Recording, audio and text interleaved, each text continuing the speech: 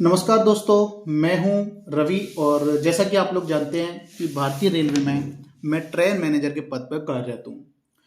तो दोस्तों, आज का वीडियो बहुत खास है क्योंकि आरआरबी एएलपी 2026 की 11,127 वैकेंसी का आधिकारिक अपडेट आ चुका है और एक रेलवे कर्मचारी होने के नाते मैं आपको एएलपी के बारे में सारी चीज़ें एकदम डिटेल से बताऊंगा। यहाँ आप देख सकते हो मैंने एग्जाम पैटर्न वगैरह, सिलेबस वगैरह सब कुछ एकदम बढ़िया तरीके से कवर किया है। ज़्यादा बड़ी वीडियो नहीं बनाएंगे, छोटी सी वीडियो हम लोग इसके बारे में समझते हैं, ठीक है। तो आइए दोस्तों, जल्दी से इसके बारे में हम लोग स्टार्ट करते हैं और देखते हैं क्या सीन रहता है, ठीक है। तो देखिए, ये है आरआरबी एएलपी 2026, इसका आज ऑफिशियल अपडेट आ चुका है और इसके फॉर्म आज से तो नहीं, लेकिन 1-2 महीने बाद इसके फॉर्म भरे जाएंगे। वो सब कुछ मैंने इसमें बताया है, एक एक करके बाय स्टेप इसको जानते हैं, ठीक है।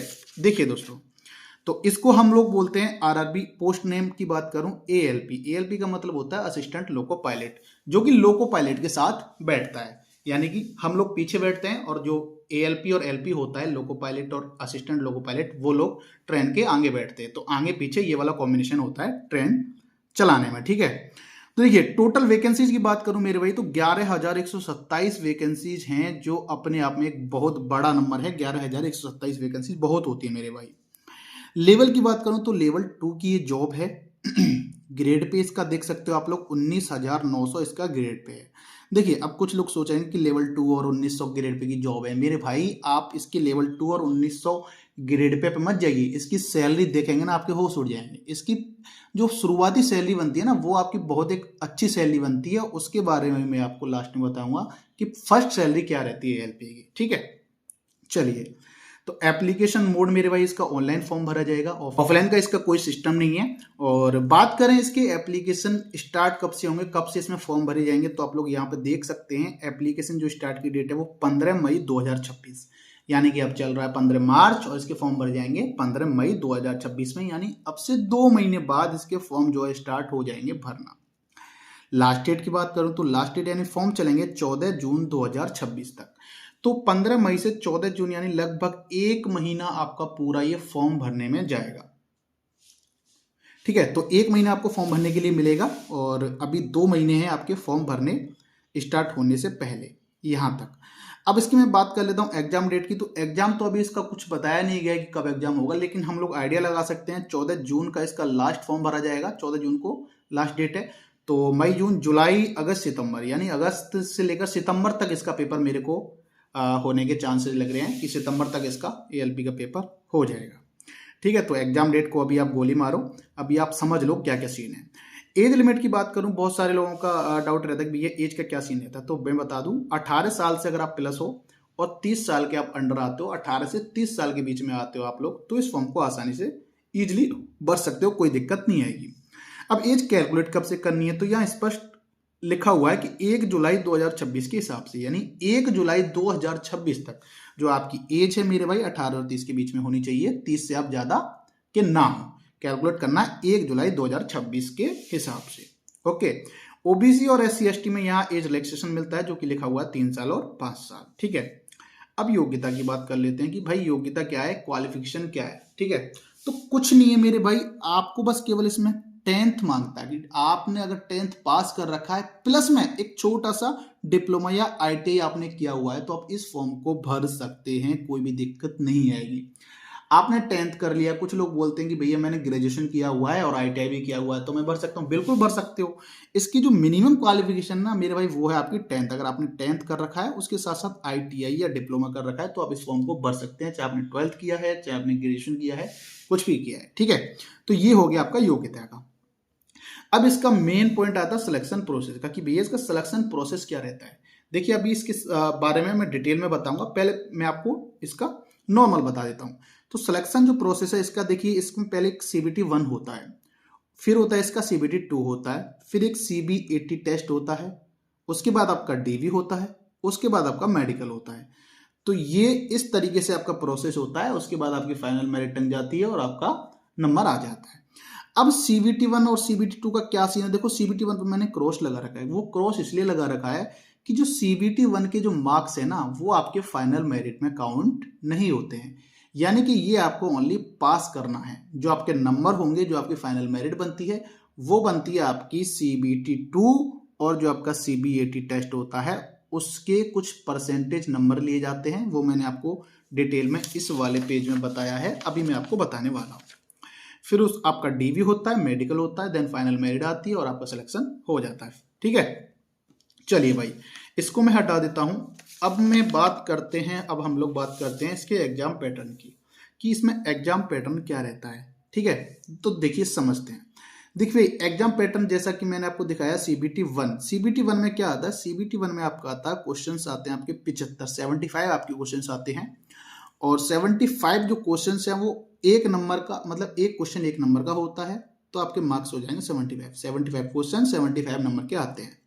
ड्यूरेशन यानी इसके करने के लिए आपको टाइम मिलता है पूरा 60 मिनट, यानी 1 घंटा। 1 घंटे में आपको 75 क्वेश्चन करने पड़ेंगे और मार्क्स भी आपको 75 मिलेंगे। यहाँ ध्यान देने वाली बात यह है कि यहाँ पे नेगेटिव मेरे भाई 1/3 की होती है, तो यहाँ पे ये भी ध्यान देना होगा आपको। अब इसके सिलेबस में आता है क्या है, सिलेबस में मैं आपको बता देता हूँ। देखिए इसमें आता है मैथ, रीजनिंग, जनरल साइंस और जनरल अवेयरनेस इसमें आती है। एक चीज ध्यान रख लेना, इसमें कुछ भी ऐसा फिक्स नहीं है कि किसके कितने क्वेश्चन आएंगे, तो ये चीज ध्यान रख लेना। ठीक है, 75 क्वेश्चन आएंगे, 75 मार्क्स के आते हैं। कुछ फिक्स नहीं कि मैथ के कितने आएंगे, रीजनिंग के कितने आएंगे, करंट के कितने आएंगे, कुछ फिक्स नहीं है। केवल 75 क्वेश्चन 75 मार्क्स के आते हैं, ड्यूरेशन 60 मिनट। अब प्रीवियस ईयर के पेपर देखना, उसके हिसाब से आप लोगों को तैयारी करनी है। ठीक है, नेक्स्ट जो बच्चे क्वालिफाई करेंगे CBT 1, यानी CBT 1 जो पास कर लेंगे मेरे भाई, वो पहुंचेंगे आपकी CBT 2 में। CBT 2 में क्या सीन रहता है, CBT 2 में क्या आता है, CBT 2 का मैं समझा देता हूं। देखिए यहाँ पे लिखा हुआ है पार्ट 1, यहाँ लिखा हुआ है पार्ट 2। पार्ट 1 में देखिए यहाँ पे क्वेश्चन 100 आते हैं। पार्ट 1 में कितने क्वेश्चन आते हैं, 100 क्वेश्चन। टाइम कितना मिलता है, 90 मिनट मिलता है, यानी 1.5 घंटा मिलता है। पार्ट 2 देखिए, पार्ट 2 में लिखा हुआ है 75 क्वेश्चन, टाइम कितना मिलता है, 60 मिनट, यानी पार्ट 2 में आपके 75 क्वेश्चन आएंगे, 60 मिनट आपको मिलता है।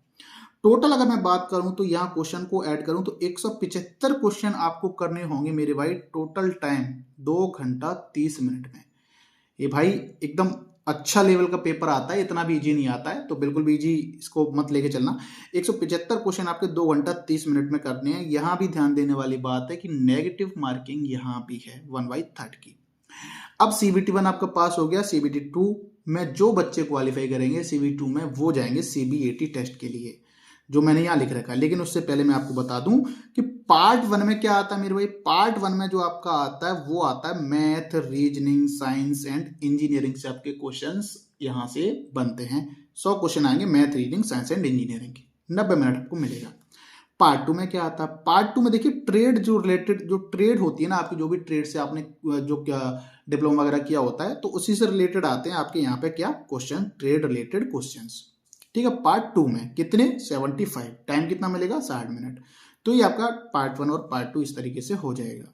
अब जो बच्चा, जो भी कैंडिडेट यहाँ CBT 2 को पास कर लेंगे अच्छे से, तो वो जाएंगे मेरे भाई CBAT टेस्ट के लिए, CBAT टेस्ट के लिए। अब CBAT का मतलब क्या, CBAT का क्या सीन है। अब देखिए पहले बता दूं, CBAT में तो नो नेगेटिव, यानी नेगेटिव मार्किंग तो नहीं होती है, लेकिन यहाँ मिनिमम नंबर्स होते हैं जो आपको हर बैटरी टेस्ट में नंबर लाने ही होते हैं। ठीक है, तो CBAT में बैटरी टेस्ट होते हैं, वो उसमें आपको मिनिमम नंबर होते हैं, वो आसानी से लोग ले आते हैं। मतलब इतना भी आसान नहीं है, लेकिन ले आते हैं। मेन आपका CBT 1 CBT 2 है, यहाँ भी बच्चे फेल होते हैं, लेकिन इतना नहीं फेल होते हैं। ठीक है, फिर CBAT आपका पास कर लिया आपने, मतलब 1 हो गया, 2 हो गया, CBAT हो गया आपका। अब जो फाइनल मेरिट लगेगी ना मेरे भाई, फाइनल मेरिट लगेगी, वो कैसे लगेगी, है ना। देखो 1 हो गया, 2 हो गया, CBAT हो गया, आपका DV हो जाएगा, मेडिकल हो जाएगा। जो फाइनल मेरिट लगती है मेरे भाई, वो कैसे लगती है, वो इसको समझो। देखिए इसमें क्या लिखा हुआ है, CBT 2 पार्ट A, यानी जो मैंने यहाँ आपको CBT 2 का पार्ट 1 बताया है, तो इसका वेटेज है कितना, 70%। इसका यानी 70% जो भी मार्क्स होंगे यहाँ के आपके लिए जाएंगे, वेटेज लिया जाएगा। और लिखा हुआ है बाद में कि 30% CBAT मार्क्स की, जो आपका CBAT है ये वाला, इसके 30% मार्क्स लिए जाएंगे। तो इन दोनों को मिलाकर मेरी भाई आपकी फाइनल मेरिट बनती है, और उसी के आधार पर आपका इंडियन रेलवे में ALP के पद पर चयन होता है। तो ये है इसका पूरा फंडा, एग्जाम पैटर्न का, सिलेबस का क्या है, सब कुछ मैंने आपको बता दिया है। देखिए मेडिकल भी इसका ठीक ठाक होता है। इसमें आइज जो हमारी आंखें होती हैं वो अच्छे से चेक की जाती हैं, क्योंकि आपको भाई ट्रेन चलानी है। ठीक है। तो ये अच्छे से चेक की जाती है, मेडिकल ठीक ठाक होता है, उसके लिए मैं अलग से वीडियो बनाऊंगा, इसमें आपको बिल्कुल भी नहीं बताऊंगा उसके बारे में, ठीक है। सैलरी की बात कर लेते हैं। देखिए मैंने आपको लिखा है शुरुआती सैलरी 50 के लगभग, हो सकता है 50 की कहीं 45 के हो जाएं या 48 के हो जाएं, लगभग मैंने आपको बताया कि शुरुआत की सैलरी आपके 50,000 के समथिंग मिलेगी, यानी 45,000, 40, 48, 43, 44, इतनी सैलरी आपकी शुरुआत में बननी ही बननी है भाई साहब। तो लेवल टू में 1900 ग्रेड पे की जॉब में 1900-900 में भाई आपको कोई भी इतनी सैलरी नहीं देगा। इसलिए मैंने आपको बोला था कि आप जो है लेवल और ग्रेड पे इसके पे ध्यान ना दें। ये बहुत अच्छी वैकेंसी है आपके लिए, अच्छा मौका है आपको इंडियन रेलवे में आने का। तो भाई अपनी तैयारी को अभी से स्टार्ट कर देना, मैं आपको बता रहा हूँ, क्योंकि बहुत धुरंधर बैठे हुए मेरे भाई। तो तैयारी अभी से स्टार्ट कर देना, ठीक है, अच्छे से। और एक चीज मैं आपको बता दूं, इसमें आपको कोई भी दिक्कत आ रही है आरआरबी एएलपी 2026 में, कुछ भी आप पूछना चाहते हो तो आप बेधड़क होके आप मेरे को कमेंट बॉक्स में जरूर बताइएगा कि भैया ये दिक्कत आ रही है। मैं एक रेल कर्मचारी होने के नाते आपके हर सवाल का सही जवाब देने की कोशिश करूंगा, ठीक है। और जो भी चैनल पर नए हैं भाई, तो सब्सक्राइब कर लेना भाई चैनल को। और ऐसी इंफॉर्मेशन मैं अब आगे लाता रहूंगा, कंटिन्यू आपके लिए वीडियो लाऊंगा, ठीक है। तो आज का ये वीडियो रहा यहाँ तक, और मिलते हैं अगली वीडियो में मेरे दोस्तों। तब तक के लिए जय हिंद, जय भारत।